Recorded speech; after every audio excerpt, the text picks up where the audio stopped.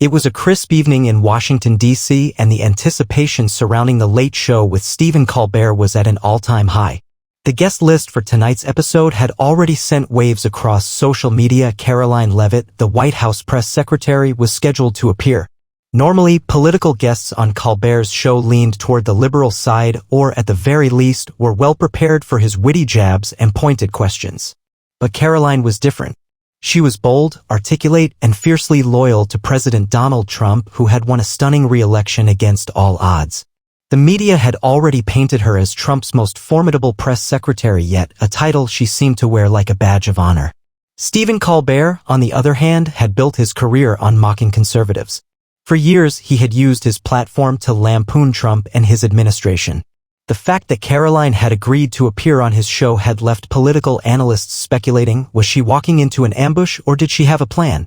As the show's iconic intro music played, the audience erupted into cheers, waving their hands excitedly.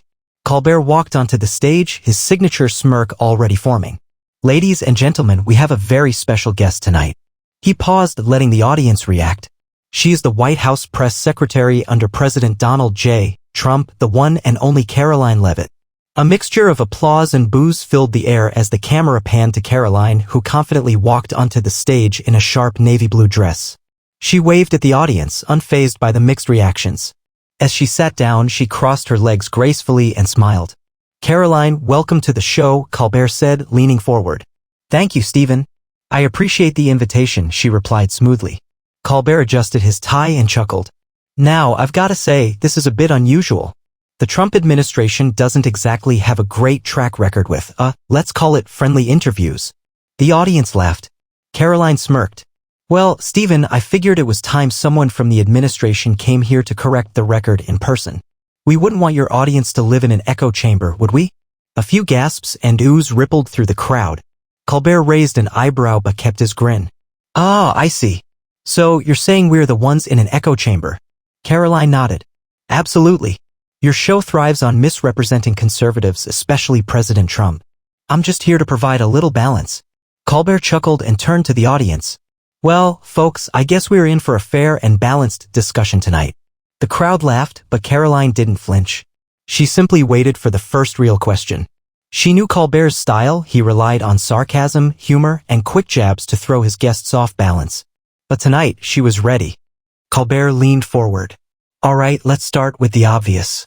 President Trump's policies, especially on immigration, media relations, and foreign affairs, have been, let's say, controversial, to put it mildly." Karoline smiled. "Controversial to whom, Stephen? To your audience? To CNN? Because if you ask the millions of Americans who voted for him, they'd say he's doing exactly what he promised. Fixing a broken system." Colbert adjusted his glasses. "Fixing a broken system? Let's talk about that. You say Trump is fixing the system, but many would argue that he's dividing the country more than ever." Karoline tilted her head. "Funny, because when I look at who's actually dividing the country, I see networks like MSNBC, the New York Times, and, well, this very show." The crowd let out a surprised murmur. Colbert laughed nervously. "Oh wow, so now we're the problem?" Karoline didn't hesitate. "You mock half the country every single night. You paint conservatives as villains, Trump supporters as uneducated, and anyone who disagrees with you as a danger to democracy. And then you wonder why people feel divided." The room fell silent for a second. Even Colbert looked momentarily caught off guard. But he quickly recovered. "Well, Karoline, I think it's fair to say that Trump's rhetoric hasn't exactly been unifying either." Karoline smiled again, her voice calm and measured. "You mean like when he brought back American jobs? Or when he negotiated historic peace deals? Or maybe when he stood up to China's unfair trade practices? Because if that's divisive, then I'd hate to see what you call unity." The audience was now shifting in their seats. Some people clapped, others murmured. Colbert tapped his desk. Okay, let's talk about something recent. Trump has had a lot of legal battles, investigations, and let's not forget he was impeached twice. How do you defend that?" Karoline chuckled. "Well, Stephen, let's start with the obvious. He was acquitted both times. And if you actually read the documents, you'd know that those investigations were politically motivated from the beginning. But I don't blame you for missing that. CNN doesn't exactly make it easy to find the truth. A wave of gasps and laughter spread across the studio. Colbert shook his head with an amused expression. Oh, so now we're blaming CNN? Karoline didn't miss a beat. I'm blaming biased media in general, Stephen. Your show included. The audience was now fully engaged, some even nodding in agreement. Karoline had come prepared, and she wasn't backing down. Colbert, sensing he needed to regain control of the interview, leaned forward with a smirk. All right, let's get serious. You work closely with President Trump every day. What's it really like behind the scenes? Karoline's smile grew wider. You mean besides the fact that he works harder than any president in modern history? Or that he genuinely cares about the American people no matter what you say? Colbert crossed his arms. That's a bold claim. Karoline nodded. It's the truth. But I wouldn't expect you to believe it. You prefer your version of reality. The tension in the room was electric. The audience was hanging on to every word. This wasn't just another talk show interview, this was a showdown. And Karoline Leavitt had just fired the first shot. Colbert shifted in his seat, his smirk fading just slightly. The audience could feel the shift in energy. This wasn't going to be the usual late-night takedown of a Republican guest. Karoline Leavitt wasn't just holding her ground, she was pushing back hard. Colbert leaned forward, resting his elbows on the desk. All right, Karoline, let's talk about the media since you seem to have a bone to pick with it. Karoline smiled. Sure, let's talk about it. He chuckled. You say the media is biased. But let's be honest, Trump has been caught in more lies than any president in modern history. Fact-checkers have recorded over 30,000 false or misleading claims from him. That's not media bias, that's just reality. Karoline didn't even flinch. Stephen, let's talk about your fact-checkers. Who funds them? Who decides what's true and what's false? Because I've seen those same so-called fact-checkers label proven facts as false just because they don't fit the left's narrative. The audience murmured. Colbert smirked. Oh, so now facts are subjective? Karoline tilted her head. No, but the way the media twists them sure is. Let's take an example. When Trump said the 2020 election had irregularities, fact-checkers rushed to call it a big lie. But when Hillary Clinton spent years calling her 2016 loss stolen, your show cheered her on. Why the double standard? Colbert's smile tightened. Well, the difference is Karoline interrupted. The difference is which party the claim is coming from. When a Democrat questions election results, it's raising concerns. When a Republican does it, it's an attack on democracy. You can't have it both ways, Stephen. The audience let out a collective oh. Colbert chuckled, rubbing his hands together. All right. You got me there. He turned to the audience. Let's give it up for Karoline, folks. She's got a sharp tongue. The audience clapped, but Karoline wasn't done yet. She leaned forward slightly. Since we're on the topic of bias, Stephen, let me ask you, do you think your show gives fair representation to conservatives? Colbert laughed. Well, I think we have plenty of fun with conservatives. Karoline smiled. Exactly. You have fun with them, not interview them. You invite Republicans here just to make them look foolish. But guess what? I'm not here to play along. The audience roared. Colbert took a deep breath, but Karoline was already moving to her next point. You sit behind this desk night after night, acting like a comedian, but you push narratives like a political activist. You mock half the country, call them names, dismiss their concerns, and then you wonder why they don't trust the media anymore. The room fell silent. Even the usual Colbert loyalists weren't sure how to respond. Colbert exhaled through his nose, nodding slowly. All right. Since you think we're unfair, let's be fair right now. What's the one thing the media gets most wrong about President Trump? Karoline didn't hesitate. They pretend he doesn't love this country. Colbert blinked. She continued, her voice steady. They act like he's just in this for himself, that he doesn't care about people. But I've seen the man up close. He wakes up every morning thinking about how to help Americans. He fights for their jobs, their safety, their freedom. Meanwhile, people like you sit here in the studio mocking him, his family, and his supporters acting like you're morally superior. But guess what? Trump has done more for this country in 4 years than most presidents do in 8. The crowd erupted, some in cheers, some in gasps. Colbert adjusted his tie. He knew he was losing control of the conversation. This wasn't how these interviews were supposed to go. Karoline leaned back, a victorious glint in her eye. So, Stephen, tell me what's funny about that? Colbert opened his mouth, but for the first time in his career, he had nothing to say. The entire studio fell silent. For the first time in his career, Stephen Colbert was speechless. The studio, usually filled with laughter and cheers, was eerily quiet. The audience didn't know how to react. Some were clearly on Karoline's side, nodding and clapping, while others looked around uncomfortably, waiting for their late-night hero to strike back. Colbert adjusted his tie and finally let out a small chuckle. "Wow, you really came prepared, didn't you?" Karoline smiled. "You expected me to be unprepared?" He pointed at her playfully. "I expected you to dodge, spin, and deflect, like any good press secretary." Karoline leaned forward slightly, her gaze unwavering. "That's the difference between me and most press secretaries, Stephen. I don't dodge. I just tell the truth." The audience let out a collective "oh." Colbert smirked again, but it was thinner this time. He needed to regain control. He needed a knockout punch. "All right, let's talk about something personal. You've worked for Trump for years now. Do you ever, and I mean even for a second, feel uncomfortable defending him? I mean, come on, Karoline. He said some wild things." Karoline tilted her head, considering the question for a moment. "Let me ask you this, Stephen. Have you ever regretted mocking half the country for supporting him?" The crowd gasped. Colbert laughed nervously. "That's not the same thing." "Oh, but it is," Karoline said smoothly. "You sit here night after night making jokes at their expense. You call them racist, stupid, backwards. You act like they're some kind of national embarrassment. And yet, they're the reason America is still standing." Colbert's smile faded slightly. "That's a bit dramatic." Karoline shook her head. "Not at all. You know who those people are. They're the farmers who grow your food, the truckers who deliver your packages, the police officers who keep your city safe, the soldiers who defend your right to sit behind this desk and crack jokes at their expense. They're the ones who work the jobs that keep America running. And you spend every night insulting them." A stunned silence fell over the room.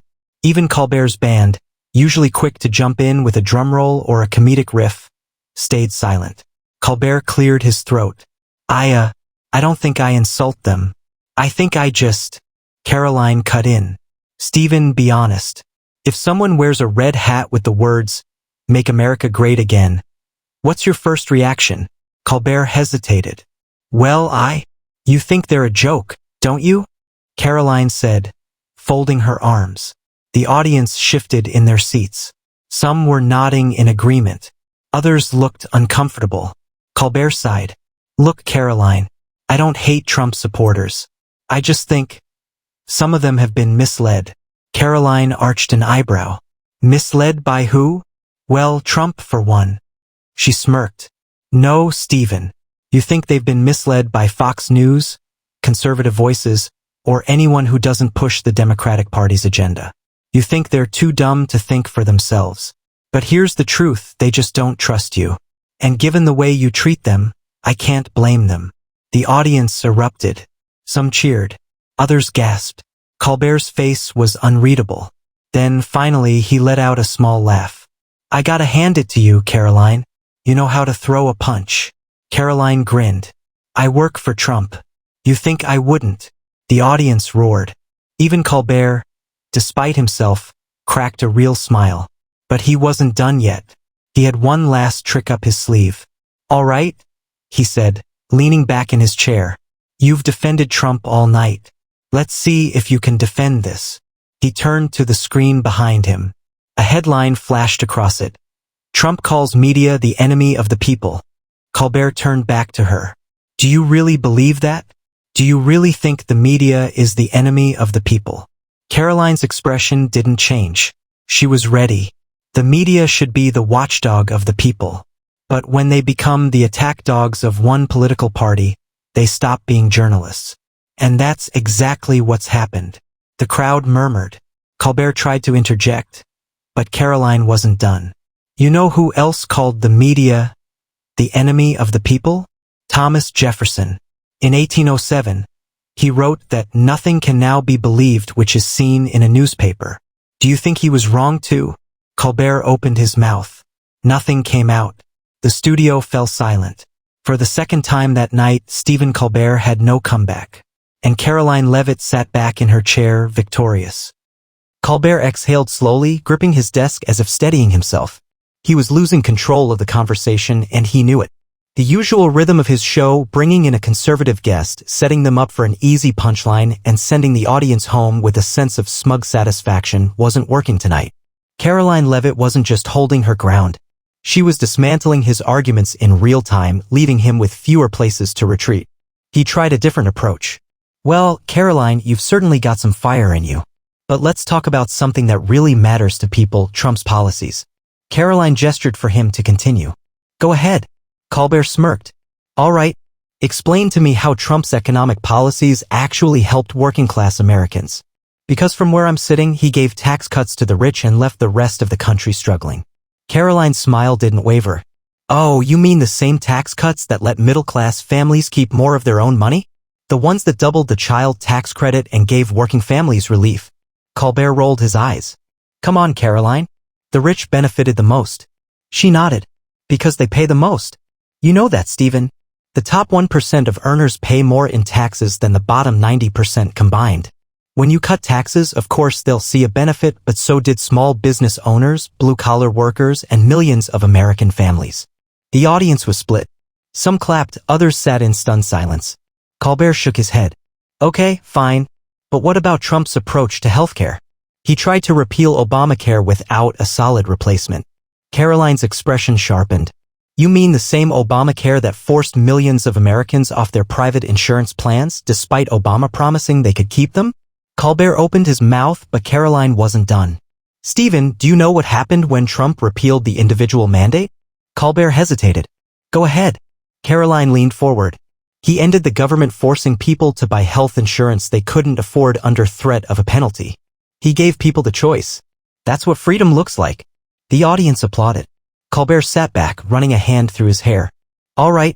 You've got answers for everything, don't you? Karoline grinned. I have facts for everything. The crowd erupted. Colbert exhaled through his nose. He knew he had one last chance to shift the momentum. Let's talk about Trump's handling of January 6th. You really expect us to believe that he didn't encourage what happened? Karoline's smile vanished. Her voice turned serious. Stephen, do you know what Trump actually said that day? Colbert hesitated. He told them to fight like hell. Karoline nodded. And what else? Silence.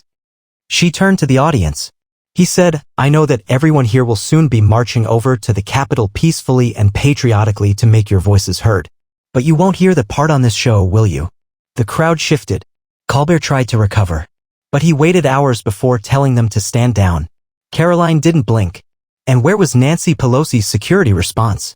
Why did Democrats reject National Guard reinforcements that Trump had offered beforehand? Why won't the January 6th committee investigate that? Colbert blinked. The room was dead quiet. Colbert sighed. All right, Karoline. You win this round. The crowd erupted again. Karoline sat back in her chair, victorious. But it wasn't over yet. Colbert drummed his fingers on the desk, forcing a tight smile. This wasn't how the interview was supposed to go. The audience could feel the shift in the air. Karoline Leavitt wasn't just surviving the late-night attack, she was dominating it. But Colbert had one last play. He leaned forward, voice softer now, almost as if appealing to her humanity. Karoline, he said, I get it. You're tough. You're sharp. You know how to defend your boss. But let me ask you something, do you ever have doubts? Karoline blinked. Doubts?